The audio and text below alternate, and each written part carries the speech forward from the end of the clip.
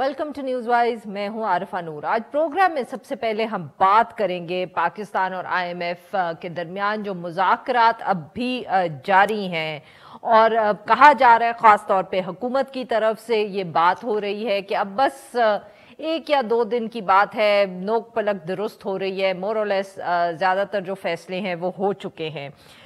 ये वर्चुअल मुज़ाकरात हैं जो गुज़िश्ता रोज़ से जारी हैं बिकॉज ऑब्वियसली इससे पहले IMF का वफ्द जो था वो पाकिस्तान में था।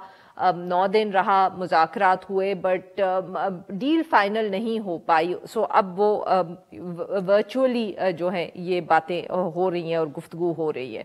अभी तक जब से वफ्द यहाँ से गया है तो क्लियरली जो हुकूमत है वो बहुत मसरूफ़ रही है।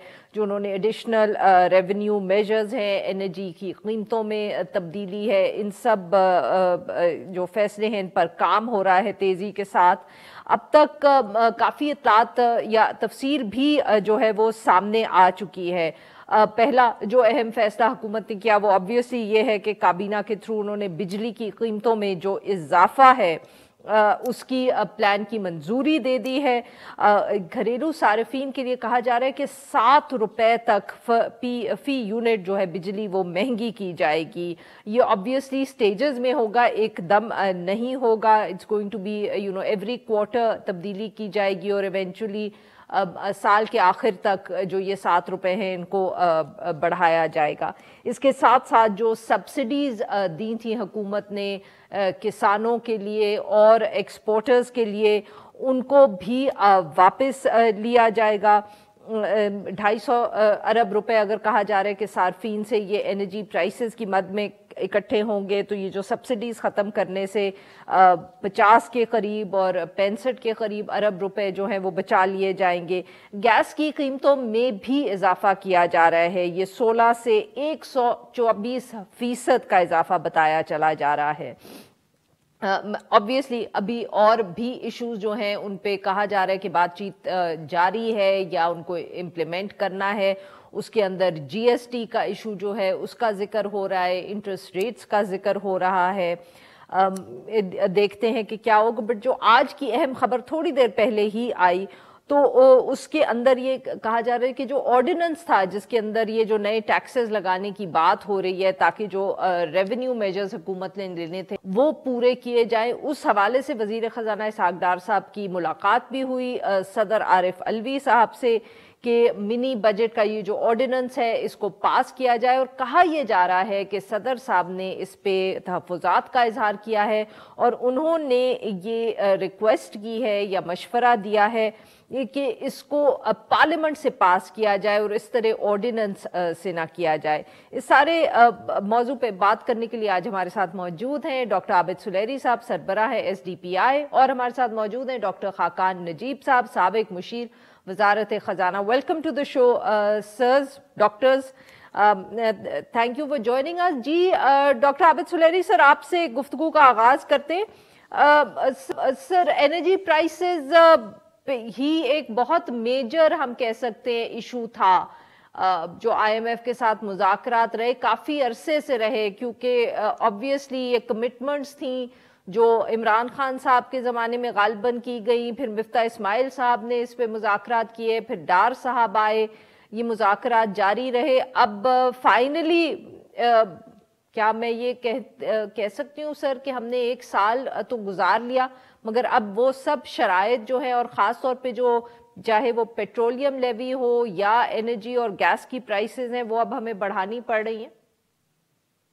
देखिए, वो तो ऑलरेडी अनाउंस हो गया, ये तो बढ़ाई जा रही है, लेकिन इनका जो इम्पैक्ट है, सर्कुलर डेट जो इतना बड़ा पहाड़ जितना खड़ा हो गया है ये ताखीर से फैसले करने की वजह से, वो अभी शायद पिंच करता रहेगा।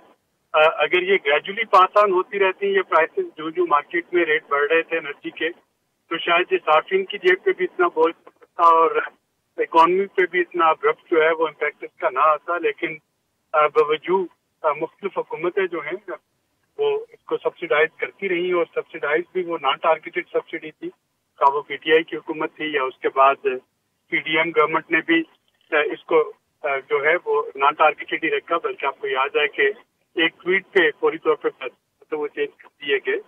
तो वो तो अब पढ़ना है।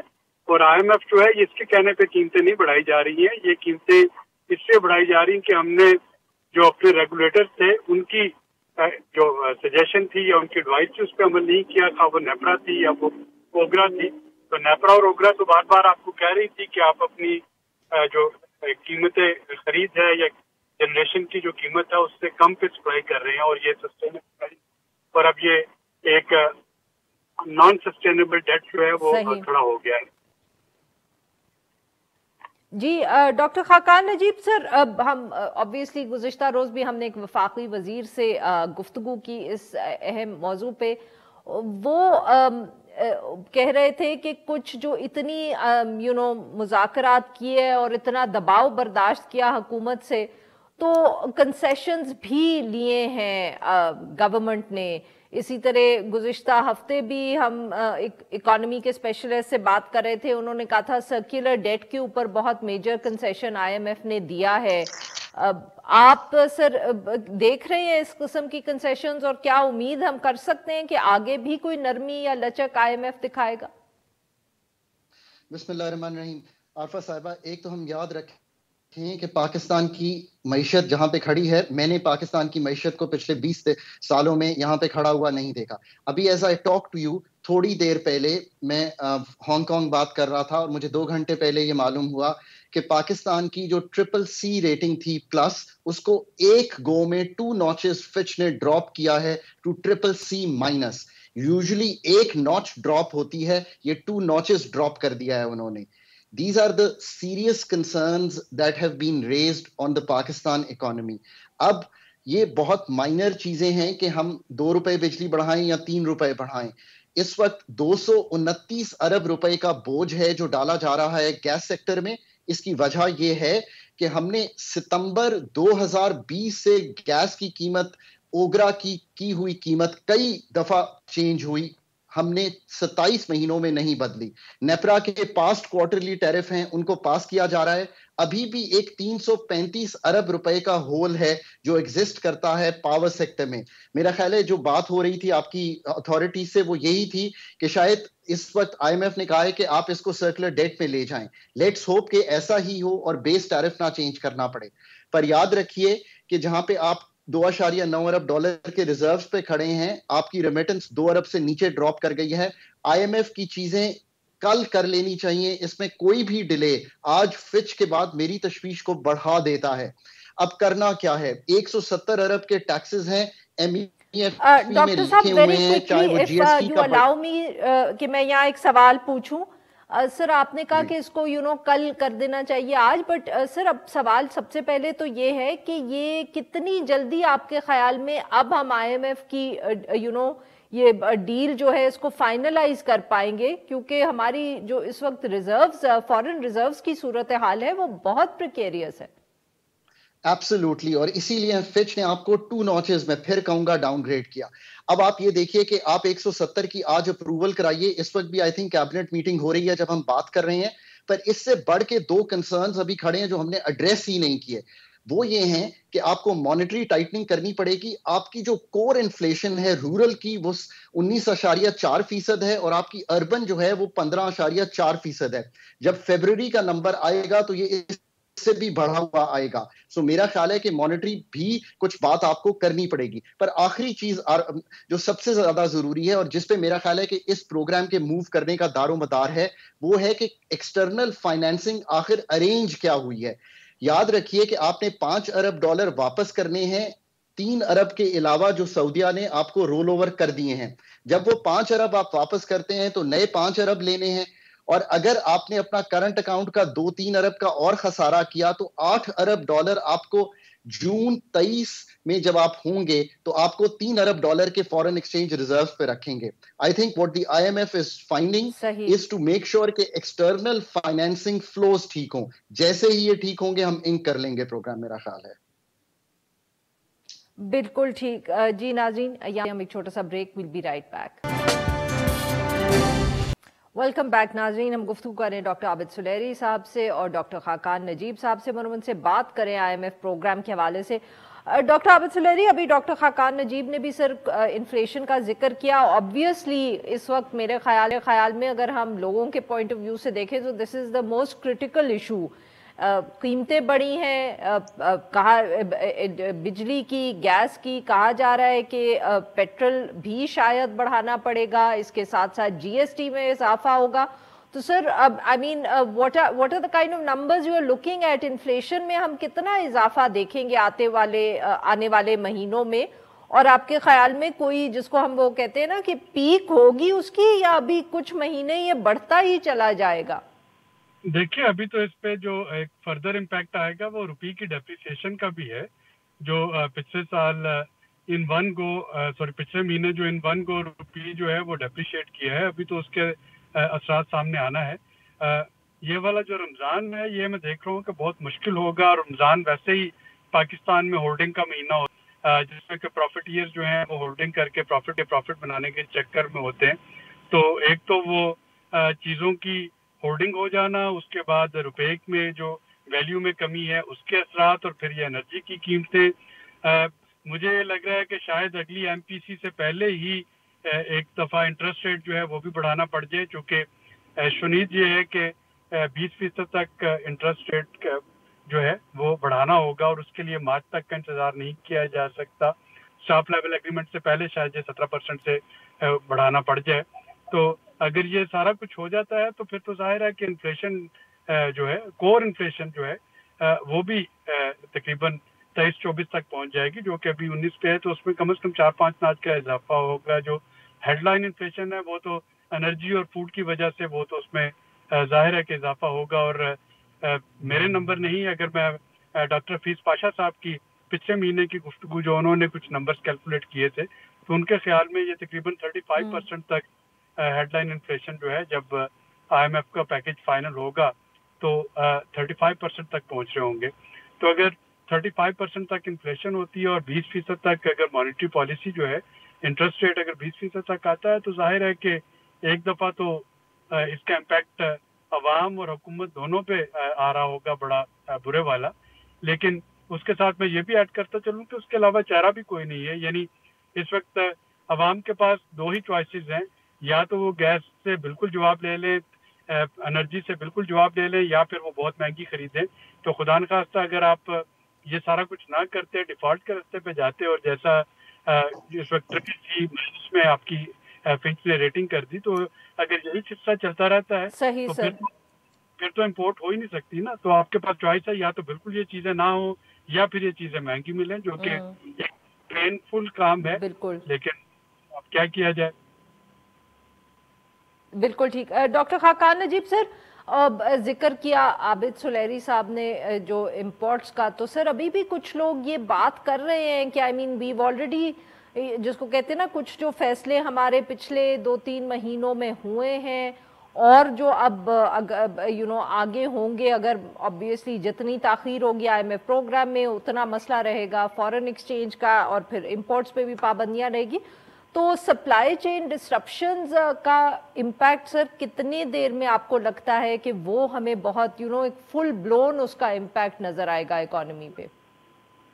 سو دو چیزیں، ایک تو یہ ہے کہ اگر میں نے پرائسنگ چینجز ایگزیکٹلی جا کے اسٹڈی کی ہیں، جو سمریز موو ہوئی ہیں، اس میں جو بالکل نیچے کی سطح کے کسٹمر ہیں 200 تک کے الیکٹریسٹی میں، اور ہم اس کو کہتے ہیں اپ ٹو 1 HM3 سوئی گیس میں، ان کو کچھ حد تک پروٹیکٹ کرنے کی کوشش کی گئی ہے.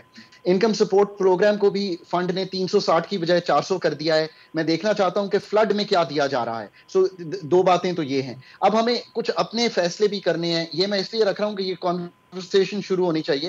منیمم ویج 25,000 سے بڑھا کے میرا خیال ہے 30,000 کر دینی چاہیے.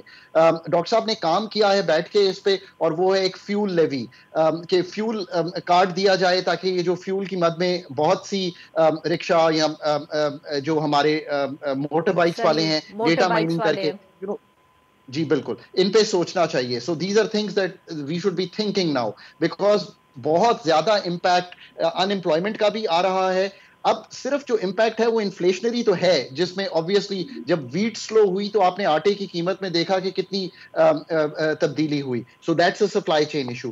جو دوسرا سپلائی چین کا ایشو ہے وہ ہماری ایکسپورٹس کو یہ ہے.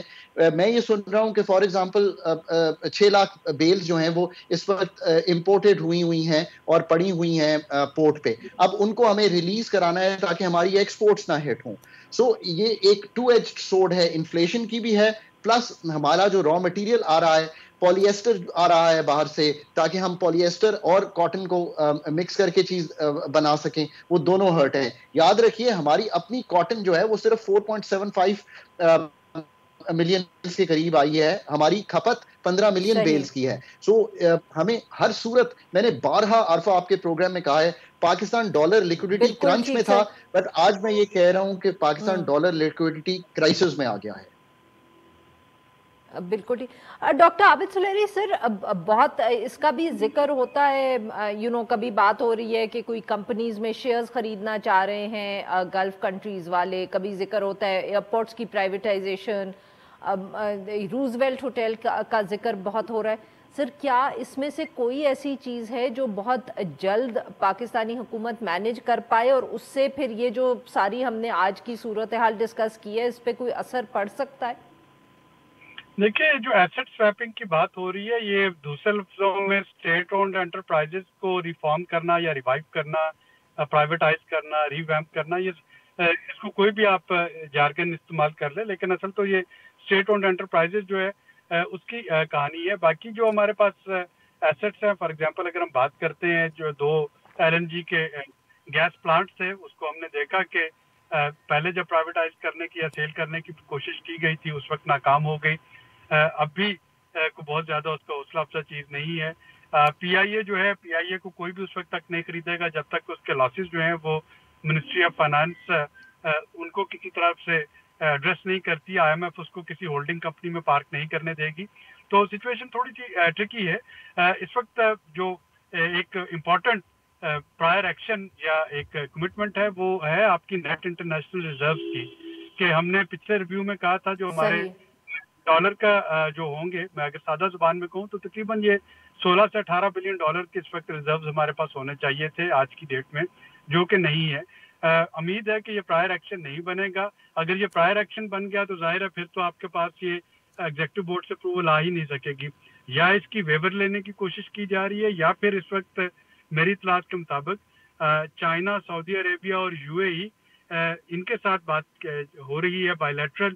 لیکن جو جواب چائنا کی طرف سے انڈیکیشن ہے وہ یہ ہے کہ اس کو China doesn't want to be the first one کہ وہ کوئی ریلیف دے. چائنا یہ چاہ رہا ہے کہ آپ تینوں چاروں ممالک کو اکٹھا بلا لیں اور ان کے ساتھ آپ بالکل ٹھیک سر ڈسکشن کریں. جی بالکل ٹھیک. Very quickly sir, we run out of time. Doctor Khaqan Najeeb sir, آپ کچھ ایڈ کرنا چاہیں گے as concluding remarks? Sir my concluding remarks are کہ بہت جلدی یہ کام کر لینے چاہیے. مسئلہ سب سے بڑا ایکسٹرنل سیکٹر فائنینسنگ کا ہے.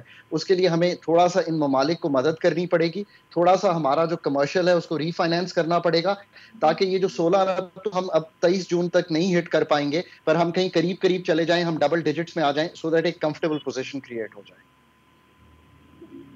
بہت بہت شکریہ ہمارے کا، انہوں نے ہمارے لیے وقت نکالا. ناظرین یہاں پہ لیں گے ایک چھوٹا سا بریک، جب ہم بریک سے واپس آئیں گے تو ہم بات کریں گے پاکستان پیپلز پارٹی کے حوالے سے. اسٹے ود اس.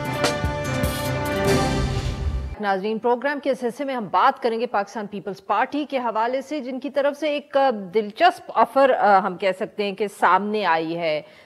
بلاول بھٹو زرداری نے گزشتہ روز گفتگو کرتے ہوئے کہا کہ پاکستان پیپلز پارٹی یہ چاہتی ہے کہ سب جماعتیں جو ہیں وہ اکٹھی بیٹھیں اور ایک کوڈ آف کانڈکٹ یعنی کہ ضابطہ اخلاق بنائیں، ایسا کہ ایک دوسرے سے پولیٹیکل رائیولری بھی رہے مگر حدود سے تجاوز نہ کیا جائے. اور انہوں نے کہا کہ اتفاق رائے کرنے کی بھی ضرورت ہے، کیونکہ اس وقت ملک جو ہے وہ ایک بہت بڑے بحران یا بحرانوں سے گزر رہا ہے. یہ آفر جو پاکستان پیپلز پارٹی کی طرف سے آئی ہے، یہ ایک ایسے وقت میں آئی ہے جب حکومت بھی ایک آل پارٹیز کانفرنس جو ہے وہ انہوں نے اناؤنس کی تھی. ایک دفعہ اس کی تاریخ سیٹ ہوئی، پھر مؤخر کیا گیا، پھر دوبارہ مؤخر کیا گیا، اور اب کوئی تفصیلات نہیں ہیں کہ وہ آل پارٹیز کانفرنس جو ہے وہ کب ہونی ہے یا اس کا ایجنڈا کیا ہے، یہ بھی کچھ خاص کلیئر نہیں ہے. nobody seems to know, چاہے اتحادی جماعتیں ہوں یا پاکستان مسلم لیگ نواز ہو, کہ وہ کیوں مؤخر کی گئی اور کیا اس میں فیصلے کرنے تھے. تو یہ بھی آبویسلی ایک ایشو تھا جس سے بلاول بھٹو زرداری صاحب جس کا ذکر کر رہے تھے. اس کے ساتھ ساتھ پھر جو دوسرا اہم ایشو ہے وہ یہ کہ آج تھوڑے عرصہ پہلے ہی پاکستان پیپلز پارٹی کی طرف سے یہ فیصلہ کیا گیا ہے کہ وہ ضمنی انتخابات جو ہیں ان میں حصہ نہیں لیں گے. پی ڈی ایم کی جو جماعتیں ہیں انہوں نے تو پہلے ہی کہہ دیا تھا کہ وہ بائی الیکشن میں حصہ نہیں لیں گے. پاکستان تحریک انصاف لے رہی ہے, پی پی پی کہہ رہی تھی کہ وہ حصہ لے گی, مگر اب انہوں نے بھی فیصلہ کر لیا ہے کہ وہ پارٹیسپیٹ نہیں کریں گے. ان سارے ایشوز پہ بات کرنے کے لیے آج ہمارے ساتھ موجود ہیں ڈاکٹر نفیسہ صاحبہ, سینئر رہنما Pakistan Peoples Party. Welcome to the show doctor صاحبہ.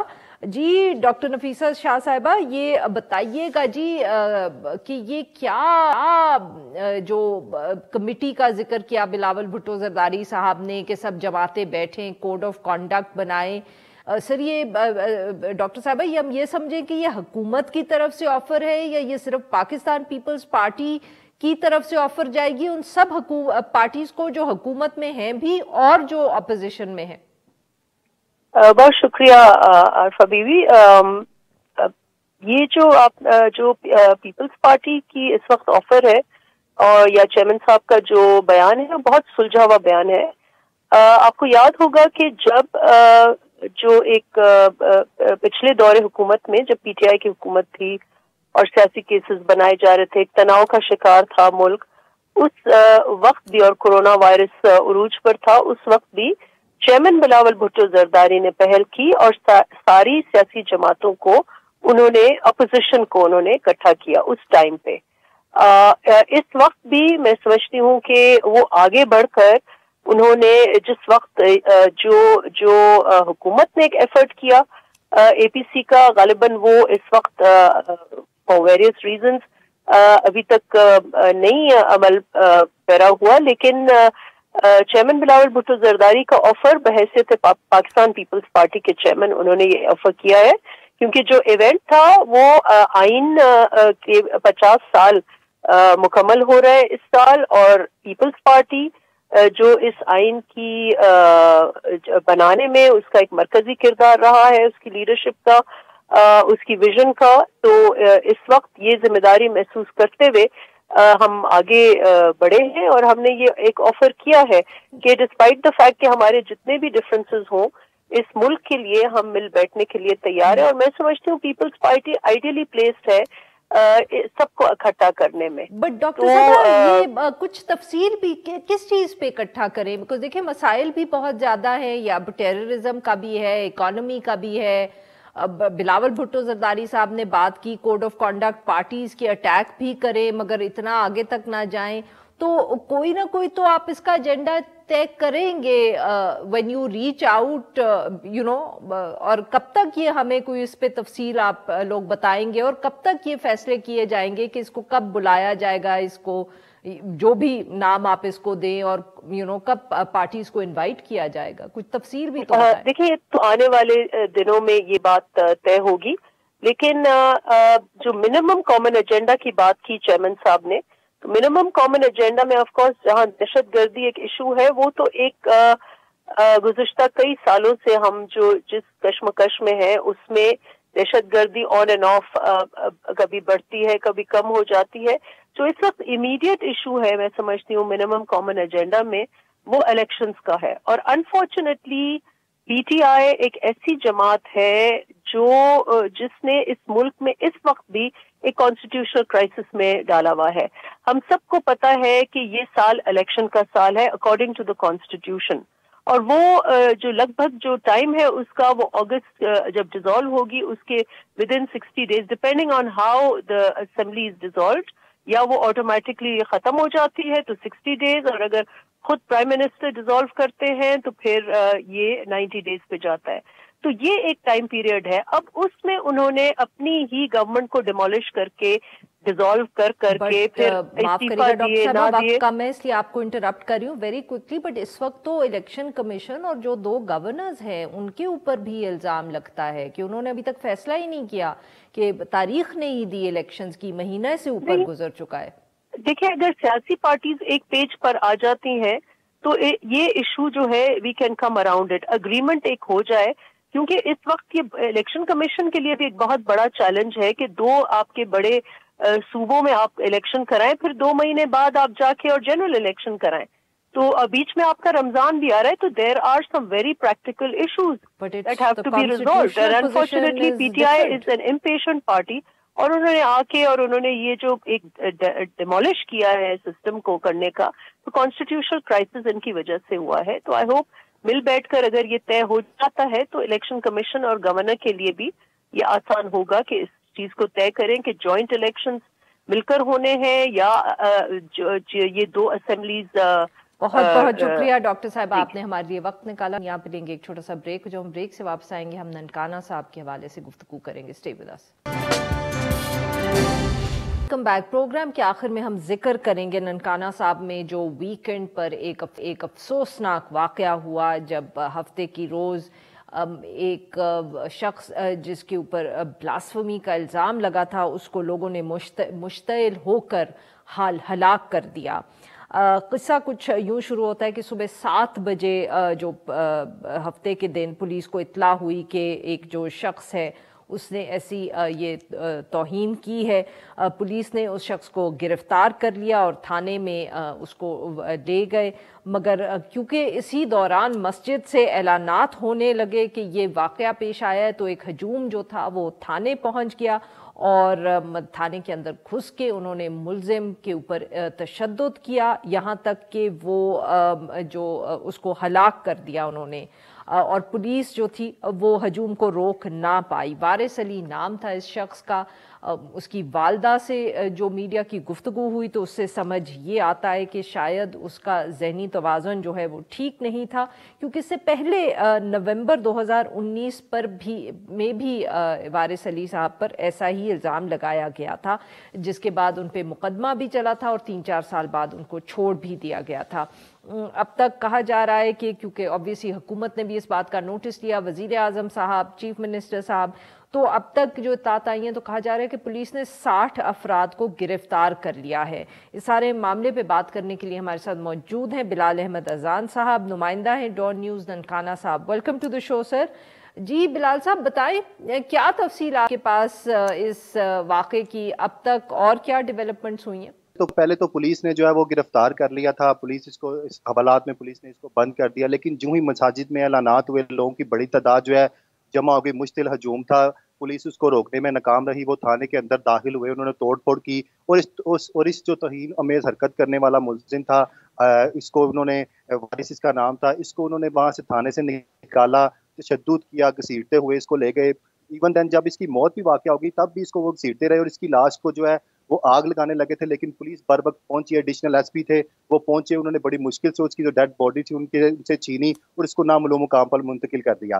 ابھی تک کی صورتحال یہ ہے کہ پولیس کی جانب سے جو ایف آئی آر درج کر لی گئی ہے، ایف آئی آر کو سیل کر دیا گیا ہے. ابھی بھی نہ ہی وہ میڈیا کے سامنے ایف آئی آر لیک کی گئی ہے، نہ ہی کسی اور ڈپارٹمنٹ کے سامنے رکھی گئی ہے. ایف آئی آر کو سیل کیا جا چکا ہے اور 70 جو افراد جو ہے، یہ ہمیں ذرائع نے کنفرم کیا کہ 70 افراد جو ہیں ان کو گرفتار کیا جا چکا ہے اور ان کو نامعلوم مقام پر منتقل کر دیا گیا ہے. اس کے لیے وزیر اعلیٰ پنجاب محسن نقوی کی جانب سے بھی ایک تحقیقاتی ٹیم تشکیل دی گئی ہے، وہ اس کو لک آفٹر کر رہے ہیں. جو اعلیٰ افسران ہیں وہ بھی تھانہ وار بٹن میں پہنچ چکے ہیں. پولیس کی اضافی نفری جو ہے وہ ابھی بھی تھانہ وار بٹن میں موجود ہے. حالات جو فی الحال ہے وہ نارمل ہیں، لیکن جو ابھی تک جو ویڈیوز تھیں، جو سی سی ٹی وی فوٹیجز تھیں جنہوں نے اس پہ تشدد کیا، اس کو جو ہے وہ ان کی مدد سے ملزمان جو ہے عرفہ ان کو گرفتار کرنے کی کوشش کی جا رہی ہے اور گرفتار کر کے نامعلوم مقام پر ان کو منتقل کیا جا رہا ہے. جو ہائی آفیشلز ہیں یہاں کے ننکانہ کے ڈی پی بلال صاحب یہ بتائیے گا کہ جو والدہ صاحبہ کا بیان سامنے آیا ہے اس سے یہ لگ رہا ہے کہ شاید جو یہ شخص تھے ان کا ذہنی توازن ٹھیک نہیں تھا.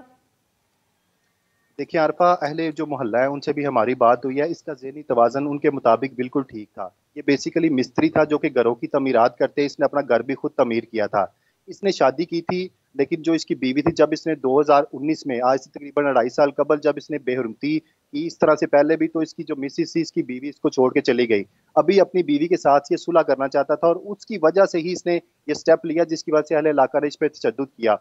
اہل علاقے کے مطابق اس کا ذہنی توازن بالکل ٹھیک تھا، لیکن جب اس کی بیوی کے ساتھ اس کی شادی ہوئی تو ایک قرآن پاک پہ حلف جو ہے وہ کسی نے لیا تھا اور اس کے مطابق جو ہے اس نے حلف ٹھیک نہیں لیا تھا اور اس طرح سے اس نفسیاتی طور پہ وہ دباؤ کا شکار ضرور تھا، لیکن اہل علاقہ کے مطابق جو ہے یہ ذہنی توازن اس کا بالکل ٹھیک تھا، ذہنی توازن اس کا خراب نہیں تھا۔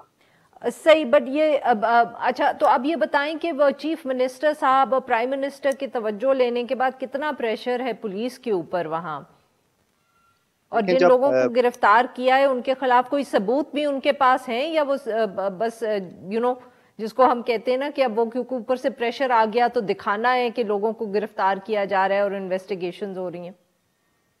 دیکھیں عرفہ، جب پہلے وزیر اعظم شہباز شریف کی جانب سے اور محسن نقوی کی جانب سے نوٹس لیا گیا تو آر پی او جو شیخو پورہ رئیس تھے وہ یہاں پہ پہنچے، انہوں نے ابتدائی جو تحقیقات کی کہ آیا کہ پر ہجوم کراؤڈ کو کیوں نہ روکا جا سکا، ایک تھانے کے اندر سے ملزم کو حوالات سے لے جانا، تھانے میں توڑ پھوڑ کرنا اور قانون کی امپلیمنٹیشن یہاں پہ کہیں نظر نہیں آ رہی تھی، جس پر جو آر پی او تھا اس نے فوری طور پر ڈی ایس پی جو نواز برک اور ایس ایچ او فروز بٹی تھے تھانہ وار بٹن کے، ان کو فوری طور پر معطل کر دیا اور تحقیقاتی ٹیم بنا دی۔